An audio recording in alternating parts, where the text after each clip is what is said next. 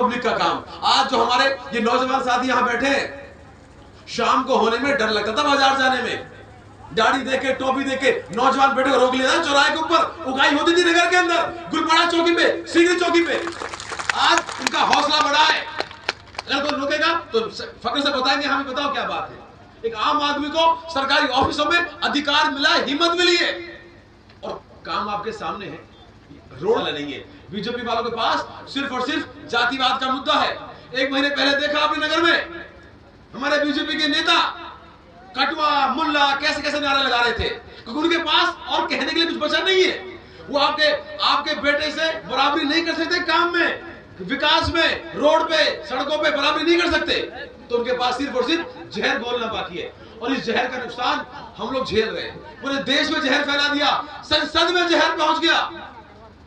आज एक चुने हुए एमपी को, जिसको 6-7 लाख लोगों ने वोट देकर जिताया हो, उसको उग्रवादी कहा जाता है, उसको आतंकवादी कहा जाता है, उसको मुल्ला कहा जाता है, सिर्फ और सिर्फ उसकी जाति के नाम पर। और बीजेपी के लोग हंस रहे खड़े खड़े होके।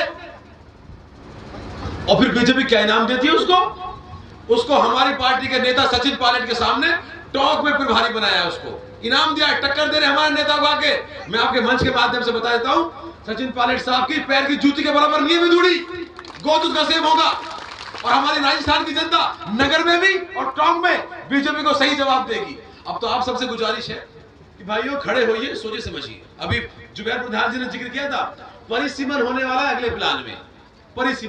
परिसीमन विधानसभा का होगा, लोकसभा का होगा, आपकी डीग जिला परिषद का होगा। और निश्चित तौर पे अगर आपका वकील नहीं होगा तो आपकी बात कौन रखेगा। 20 साल बाद ये मौका आता है।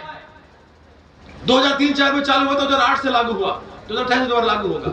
तो निश्चित तौर पे हमारा ये निर्णय हमारे इलाके को आने वाले 20-25 साल तय करने वाले हैं। हम सबको मिलकर सोच समझकर आगे बढ़ना होगा।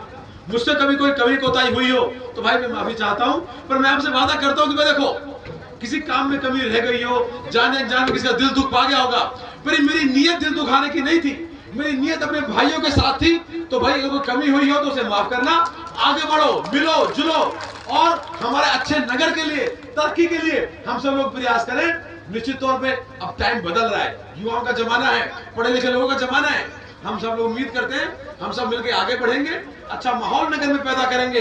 और जो ये नफरत के सौदागर, ये जो 80-20 की बात करने वाले, ये शमशान कब्रिस्तान की बात करने वाले, इनको अभी 2 महीने बाद राजस्थान में भी और 6 महीने बाद जो है दिल्ली से भी इनको उखाड़ के फेंकना